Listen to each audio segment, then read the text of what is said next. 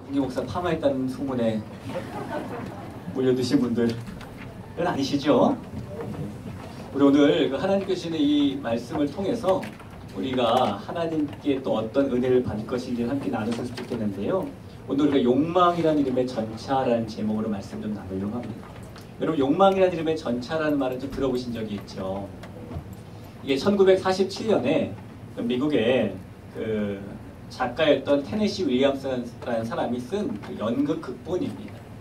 연극으로 상연이 되다가 우리에게 가장 유명하게 된 것은 1951년에 우리가 아는 그 말론 브란도라든가 비비안 리 이런 배우들이 주연한 영화로 만들어졌기 때문에 좀 유명하게 된 거죠. 혹시 이 영화를 보신 분이 계세요? 욕망이라는 이름의 전차. 대단들 하시다. 저는 찾아볼래도 못 찾아보겠더라고요. 1952년은 우리나라가 전쟁통이었고 개봉은 안 했을 것이고 어렵더라고요. 이게 내용이 좀 이래요. 이 여주인공이 파산을 하고 자기 여동생과 제부가 사는 허름한 집에 가서 얹혀 살 때 있었던 그런 내용입니다.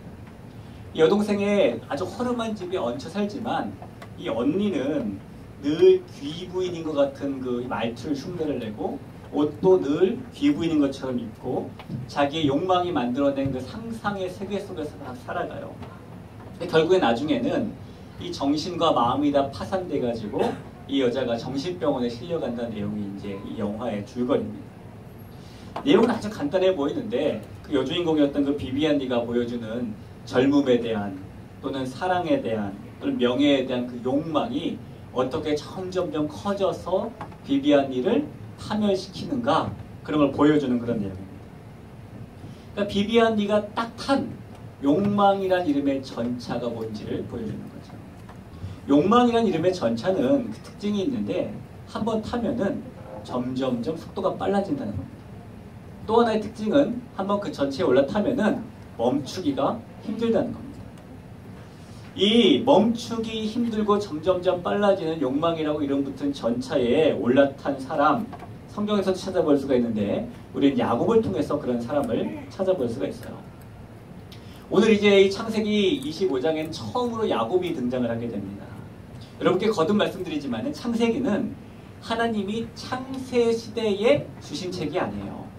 창세 시대보다 훨씬 지난 출애굽 시대에 주신 책이 창세기입니다. 이미 애굽에서 430년 동안 종살이를 했고 그 애굽에서 출애굽한 이스라엘 백성들에게 하나님이 창세기라는 책을 주신 겁니다. 그 출애굽한 이스라엘 백성들에게 이 천지가 어떻게 지어진 얘기라든가 아니면 조상들의 이야기를 왜 해주셨을까? 하나님이 이런 말씀해주고 싶으신 거예요. 야, 너희가 도대체 누군 줄 아냐? 어떤 사람인지 아냐? 라고 너희 정체성이 뭐냐?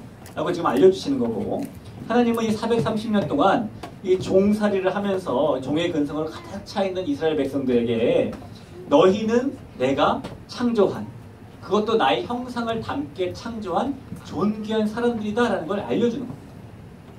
그렇게 존귀하게 창조된 사람들인데 너희가 왜 430년 동안 인생에 큰 쓴맛, 소위 말하는 어려움을 겪고 살았진 않느냐? 그것은 내가 먹지 말라고 한 선과 악을 알게 한 나무의 열매를 너희가 따먹었고 내 자리까지 넘보려고 한 죄 때문이다 라고 말씀하시는 거예요. 하나님은 거기서 끝나지 않고 하지만 나는 너희가 그 죄의 길에 영원히 서 있는 것을 바라지는 않는다. 나는 죄로 인한 멸망의 길 가운데서 너희를 선택해서 너희를 멸망이 아니라 영광의 길에 세워놓고 싶다. 그래서 내가 아브람을 선택했다 라는 이야기가 우리가 여태까지 창세기 1장부터 25장에 오기까지 다룬 내용이에요. 하나님 입장에서는 이 출애굽한 이스라엘 백성들에게 지금 이런 말씀을 쭉 해주시고 있는 겁니다. 그런 측면에서 볼 때 오늘 우리가 읽은 이 야곱에 등장하는 장면은 출애굽을 한 이스라엘 백성들에게 너무너무 이 마음이 격양되는 굉장히 좋은 말씀입니다. 왜냐하면 출애굽한 이스라엘 백성들은 총 12지파제였잖아요. 12지파는 다 누구의 자손이었냐면은 야곱의 자손이었거든요. 야곱의 12명의 아들들을 통해서 12지파가 생성됐기 때문에 이 사람들에게 자기의 정말로 직계조상이 되는 야곱의 이야기는 흥분되는 이야기였겠죠. 자, 그러면 이스라엘의 12지파의 직계조상이 되는 야곱은 도대체 어떤 사람이었을까?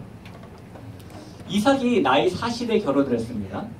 근데 20년 동안 아이를 낳지 못했어요. 이삭이 하나님께 간구를 합니다. 그래서 결국 하나님의 은혜로 이삭의 아내인 리브가가 쌍둥이를 낳게 되었죠. 형의 이름이 에서였고 동생의 이름이 야곱이었습니다. 이 이삭의 첫째 아들, 그 장자로 태어난 것은 아니에요, 야곱은. 그러나 차남으로 태어났지만 야곱은 이스라엘의 12지파를 이룬 위대한 조상이 되었습니다. 하지만 아무리 위대한 조상일지라도 야곱도 역시 인간이 가지고 있었던 그 죄성에서 자유로울 수 있는 사람은 아니었습니다. 오늘 내용에 보면 그런 이 야곱의 죄성이 나와요. 22절에 보니까 리브가에게 걱정이 있었습니다. 20년 동안 아이를 낳지 못할 때에는 아이가 없다는 것이 걱정이었을 텐데 하나님이 은혜를 주셔서 임신했단 말이에요. 그럼 걱정이 다 떠날 것 같은데 또 다른 걱정이 생깁니다. 그게 뭐냐면 태중에 있는 쌍둥이들이 뱃속에서 뭐 하는 거예요? 서로 싸우는 겁니다. 아유, 뱃속에 있는 애들이 싸워봤자 뭐 얼마나 싸울까? 아유, 리브가가 그냥 이렇게 태동을 느낀 거겠지. 이렇게 발로 쑥 배를 민다든가 주먹으로 쑥 민다든가 이런 걸 느낀 거겠지. 아니에요.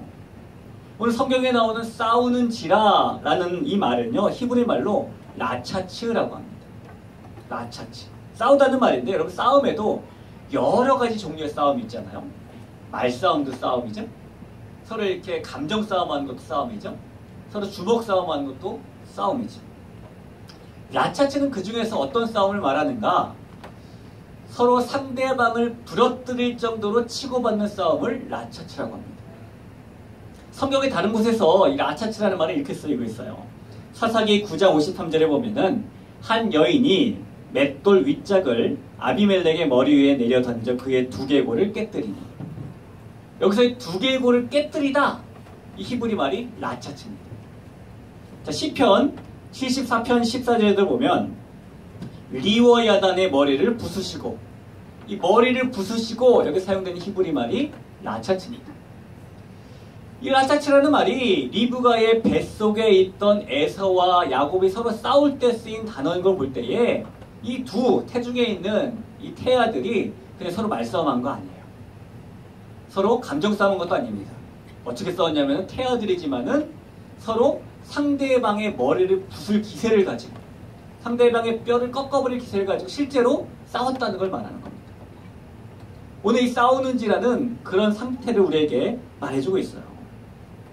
야곱은 엄마 뱃속에서부터 자기 형하고 형의 이 뼈를 부러뜨릴 기세를 가지고 치고받고 싸웠던 사람입니다. 도대체 야곱이 여러분 엄마 뱃속에서 행복해야 될 엄마 뱃속에서 왜 이렇게 형하고 치고받고 싸웠을까요? 26절에 보니까 그 이유를 발견할 수가 있을 것 같아요. 야곱은 엄마 뱃속에서 나올 때에 손으로 뭘 잡고 나왔죠? 에서의 발꿈치를 잡고 나오거든요. 생각해보세요. 보통 아기들이 엄마 뱃속에서 나올 때 어떤 부분부터 먼저 나옵니까?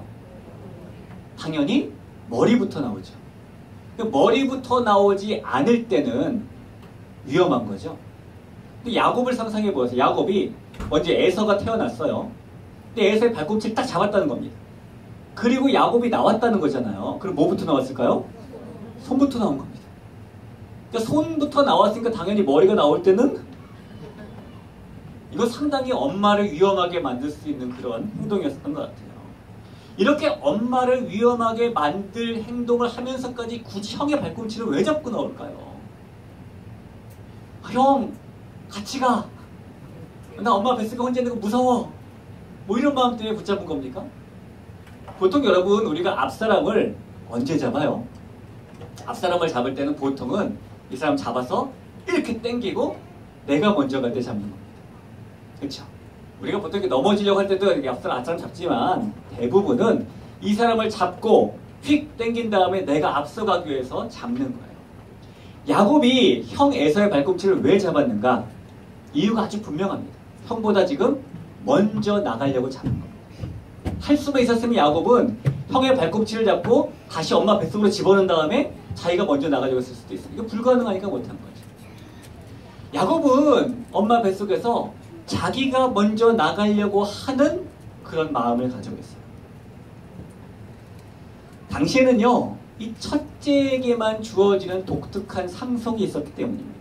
첫째에게만 주어진 독특한 축복이 있었기 때문입니다. 아유 목사님, 이 뱃속에 있는 깐난자이가 무슨 벌써부터 상속에 대해서 생각을 한다고, 벌써부터 무슨 축복에 대해서 생각을 한다고 발꿈치를 잡고 먼저 나가려고 했다고 해요. 너무 과하지 않아요?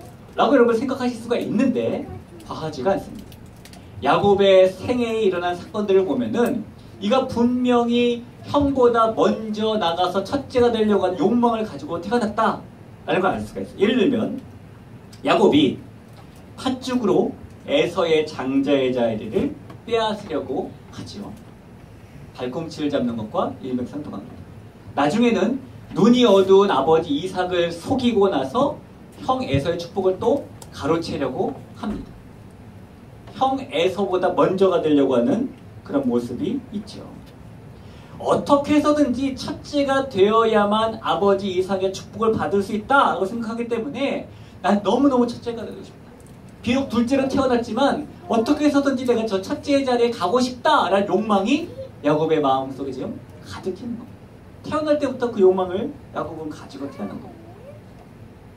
하나님께서 여러분 리브가를 통해서 오늘 말씀해 보니까 이 둘이 싸우지만은 큰 자가 작은 자를 섬긴다라고 말씀해 주셨잖아요. 그러면은 이 둘째인 야곱이 더 축복의 주인공이 된다는 말씀이겠죠? 그럼 엄마가 그 말을 이렇게 혼자만 꾹 참고 아무에게도 말해주지 않았을까? 아니면 남편인 이삭한테 그 이야기를 나눴을까? 자녀들에게 또 나눴을까? 저는 나눴다라고 상상이 됩니다. 남편이 이삭에게도 이야기를 나눴을 것이고 야곱에게도 하나님이 너 이렇게 욕망 안 가져도 돼. 하나님이 너 이렇게 더 축복 준다고 나한테 약속했어. 라고 엄마가 말해줬을 것 같아요. 그럼에도 불구하고 야곱은 기다리지 않아요. 여러분 하나님의 축복이 꼭 아버지인 이삭이 머리에 손을 얹고 안수를 해야 주어지는 걸까요? 그렇지 않아도 야곱에게 하나님의 축복이 주어질 수가 있는 게 분명합니다. 야곱은 기다리지 않고 어떻게 해서든지 첫째가 될 욕망을 감추지 않습니다. 마치 멈추기 힘들고 타면 점점 속도만 빨라지는 욕망이라고 이름 붙은 전차를 지금 야곱이 탁 올라탄 것과 똑같은 인생을 그는 살고 있는 겁니다. 저는 그 놀이동산에 가는 거를 별로 좋아하지 않아요. 왜냐하면 놀이기구를 못하기 때문입니다. 놀이기구 그 최초의 놀이동산이었던 어린이 대공원에서 88열차인가 청룡열차인가 그게 타본 게 거의 마지막입니다. 제가 놀이기구를 무서워하는 이유는요, 물론 이게 막 속도도 빠른 게 실제적으로 무섭기도 하지만 진짜 가지고 있는 공포가 뭐냐면은 내가 멈추고 싶은데 내 마음에는 내 스스로 멈출 수 없다는 게 저한테 공포예요. 이 정도 됐으면은 그만하고 멈췄으면 좋겠는데, 그래서 내가 딱 잡았으면 좋겠는데 안 되잖아요. 그걸 이 운전하시는 분이 할 때까지 계속 난 있어야 되잖아요. 그게 저한테 공포더라고요. 자동차 운전하고는 다르죠? 자동차 운전은 내가 멈추고 싶을 때 브레이크 밟으면 속도도 줄고 멈출 수 있으니까요. 그래서 놀이기구를 아주 무서워합니다. 욕망이라고 이런 것들은 전차는 마치 그런 것 같아요. 한번 올라타면 속도는 가속도가 많이 붙어서 엄청 빨라지고 내가 멈추고 싶어도 멈출 수가 없는 그것이 욕망이라는 이름의 전차입니다. 야곱은 그런 전차에 턱하니 태어날 때부터 올라탄 사람이었단 말이에요. 따지고 보면은 야곱뿐만이 아니라 사람이 가지고 있는 모든 죄는요, 욕망에서 시작되는 것 같아요. 여러분 인간의 최초의 죄인 선과 악을 알게 한 나무의 열매를 따먹은 죄를 볼까요? 그 동기가 무엇일까요? 동기는 욕망 때문입니다. 야, 저걸 먹으면 선악을 아는 일에 하나님같이 된다고? 야, 하나님 자리는 어떨까? 야, 저거 탐나는데? 나도 저기 한번 앉아볼까? 라는 욕망이 생겼는데 그 욕망이 죄로 발전한 게 선과 악을 알게 한 나무의 열매를 따먹은 겁니다. 그 욕망을 가지고 바라보니까 저 열매가 먹음직도 하고 보암직도 하고 지혜롭게 할 만큼 탐스럽게도 보였죠. 야곱도 보십시오. 형 에서의 발꿈치를 잡고 태어난 것 욕망 때문입니다. 팥죽으로 에서의 장자권을 살려고 한 것 욕망 때문입니다. 아버지 이삭의 어두운 눈을 이렇게 사용해가지고 이용해서 축복권을 또 빼앗으려고 한 것도 욕망 때문입니다. 아담과 하와뿐만이 아니라 야곱뿐만이 아니라 저와 여러분도 마찬가지예요. 우리가 짓고 있는 모든 죄는 그 근원을 따지고 가보면은 내 마음에 생긴 욕망 때문일 때가 상당히 많이 있어요. 제가 지난 겨울에 여러분에게 한번 말씀드린 바가 있는데 한 번 더 말씀드리고 싶습니다. 히브리 말 가운데 하마드라는 말이 있어요. 뜻이 탐하다라는 뜻입니다. 하마드라는 말이 탐하다라는 뜻이지만은 그 의미를 찾아보면 좀 좋은 의미도 있어요. 어떤 의미가 있냐면 아주 순전한 동기를 가지고 열망하다. 이런 것. 이런 걸 하마드라고 합니다. 너무너무 좋은 뜻이죠. 이 단어가 성경에 최초로 나오는 부분이 창세기 2장 9절입니다. 제가 한번 읽어드릴게요. 여호와 하나님이 그 땅에서 보기에 아름답고 먹기에 좋은 나무가 나게 하시니 동산 가운데는 생명나무와 선악을 알게 하는 나무도 있더라. 이 말씀 가운데서 보기에 아름답고 먹기에 좋은 이 두 군데 쓰인 단어가 하마드입니다. 아주 굉장히 좋은 뜻이에요. 그런데 이 좋은 뜻을 가진 단어가 나쁜 뜻으로 사용될 때도 있습니다. 창세기 3장 9절에 이 단어가 두 번째로 나오는 부분인데요. 3장 6절에 보면 여자가 그 나무를 본즉 먹음직도 하고 보암직도 하고 지혜롭게 할 만큼 탐스럽게도 한 나무인지라. 그래서 그 여자가 열매를 따먹고 함께 있는 남편에게도 주매 그도 먹은 자.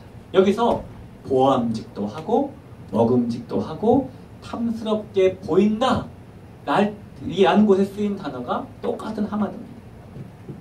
여러분, 인류의 최초의 죄가 시작되는 시작점에서 나타나는 하마드라는 단어는 순전한 동기로 열망하는 게 아니에요. 욕망이라는 뜻을 가지고 있는 겁니다. 에덴 동산에서 벌어진 최초의 죄부터 현재 우리가 짓고 있는 모든 죄에 이르기까지 다 욕망 때문에 벌어지는 것이 수두룩하다라고 우리는 말할 수 있습니다. 여러분, 우리의 모든 죄를 축약시킨 10계명을 한번 보세요. 하나님 외에 다른 신을 섬기는 이유가 뭘까요? 우상을 만들어 절하는 이유가 뭘까요? 하나님의 이름을 우리가 무시하는 이유가 뭘까요? 주님의 날을 기억하지 않는 이유가 뭘까요? 부모를 공경하지 않는 이유가 뭘까요? 살인하는 이유가 뭘까요? 간음하는 이유가 뭘까요? 도둑질하는 이유가 뭘까요? 이웃 사람들을 해코지하는 이유가 뭘까요? 내 물건이 아닌데 탐내는 이유가 뭘까요? 모든 걸 따져보면 다 우리의 마음 건에는 욕망 때문이에요. 다른 데 볼 것이 아니라 그냥 우리 자신을 보면 돼요.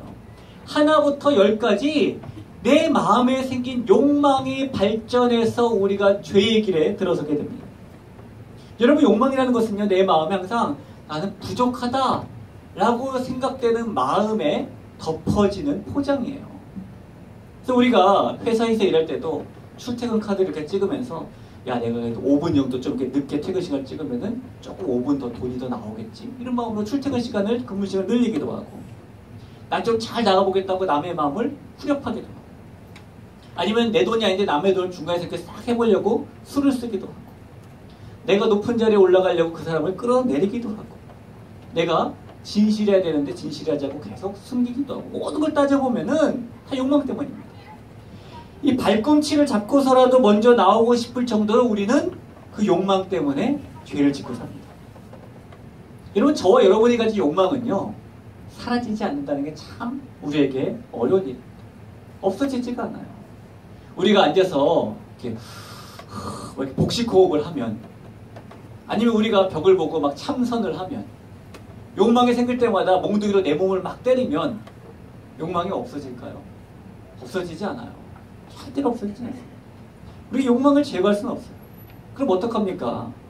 없어지지도 않고 사라지지도 않는 것이 욕망인데, 그리고 욕망 때문에 우리가 죄를 계속 지게 될 텐데, 우리는 그렇게 다람쥐 쳇바퀴 돌듯이 계속 어쩔 수 없다라면서 그렇게 살 수밖에 없는 걸까요?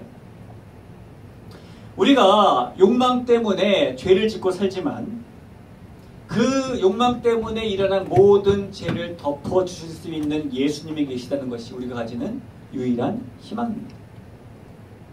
예수님께서 십자가 위에서 피 한 방울 남김없이 우리를 위해서 다 쏟아내 주셨다는 것이 우리가 가지는 유일한 좋은 소식, 복음인 겁니다.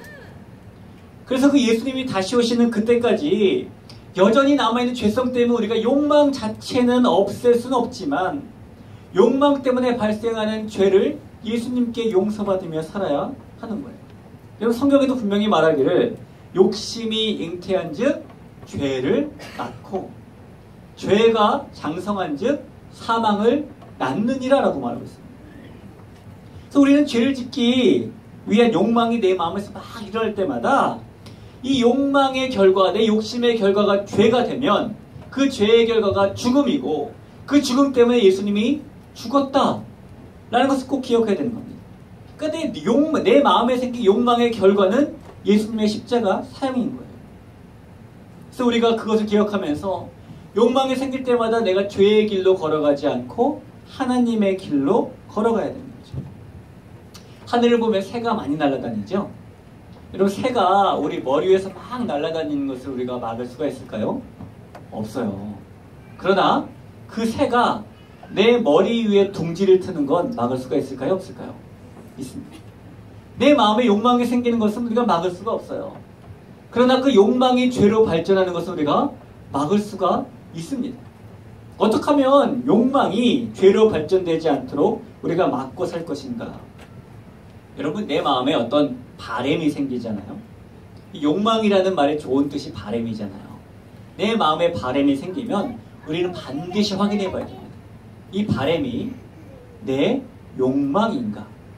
하나님의 열망인가? 기도해 봐야 됩니다. 하나님, 나에게 이런 바램이 생겼습니다. 하나님, 이 바램이 내 욕망 때문에 생긴 걸까요? 아니면 하나님이 주신 열망 때문에 생긴 걸까요? 기도하다 보면은 하나님이 그 마음 가운데 답을 주세요. 답을 주십니다. 그래서 만약에 이것이 내 욕망 때문에 생긴 바램이었다면 과감히 포기할 줄 알아야 되는 것이고, 왜요? 그대로 따라가면 죄의 길로 가게 됩니다. 그리고 하나님께 기도한 결과 이것이 하나님 신 열망 때문이었다면 그 길을 가야 되는 것입니다. 우리는 내 욕망대로 따라가는 것이 아니라 하나님의 열망을 따라갈 때에 이 욕망이 죄로 발전되지 않을 수 있도록 할 수 있습니다. 미국의 샌프란시스코라는 도시에 가면은 사람들이 여행할 때에 꼭 타는 것 중에 하나가 전차입니다. 샌프란시스코의 전차가 유명하거든요. 근데 그 나라는, 그 땅의 도시는 난산하고 달리 평평한 것이 아니라 이렇게 땅 자체가 막 이렇게 산이 많아요. 그 전차가 오르락 내리락 오르락 내리락 합니다. 전차를 타봤는데 그 안에 이제 운전하시는 기사분이 이렇게 계세요. 기사분 옆에 긴 막대기가 하나 이렇게 있습니다. 그래서 이 기사분이 내리막길을 갈 때 이 막대기를 이렇게 당겨요. 그러면 이 내리막길 가는 전차가 속도도 줄고 멈추기도 하고 그래요. 야, 21세기인데 저는 그렇게 생각을 했어요. 지하철도 자동으로 가는 마당에 진짜 설마 이걸로 세울까? 진짜 설마 이걸로 세우더라고요. 탔을 때 은근히 내리막길 갈 때는 무서운 마음도 있었습니다. 야, 저거 속도가 너무 빠른 거 아니야? 이분 이거 못 멈추는 거 아니야? 그래도 100% 그분이 속도를 줄이고 멈추더라고요. 여러분, 예수님이 우리의 인생의 유일한 브레이크입니다. 예수님 때문에 우리의 인생이 내리막길에서도 폭주하지 않을 수가 있는 겁니다. 모든 순간에 내 욕망 때문이라면 예수님 브레이크를 잡아주세요. 하나님, 이것이 하나님의 열망 때문인 것이라면 하나님 악셀레이터를 더 밟아주세요. 그렇게 우리가 확인하고 주님과 교제하며 나아가는 것이 우리 인생 가운데 욕망이란 이름의 전차를 타지 않는 방법입니다. 오늘도 우리가 야곱의 이 태어난 장면을 보면서 태어날 때부터 죄로 발전한 욕망을 가지고 있었던 이 야곱의 모습과 다르게 우리도 여러 가지 욕망을 가지고 살아가지만 죄로 발전시키지 않냐. 주님이 말씀하신 것처럼, 바울을 통해 말씀하신 것처럼 나는 죽고 내 안에 있는 예수 그리스도가 살아가는 인생을 우리가 살아갔으면 좋겠습니다. 그래서 한번 찬양하고 기도하죠. 찬양할 때에 하나님의 은혜로라는 찬양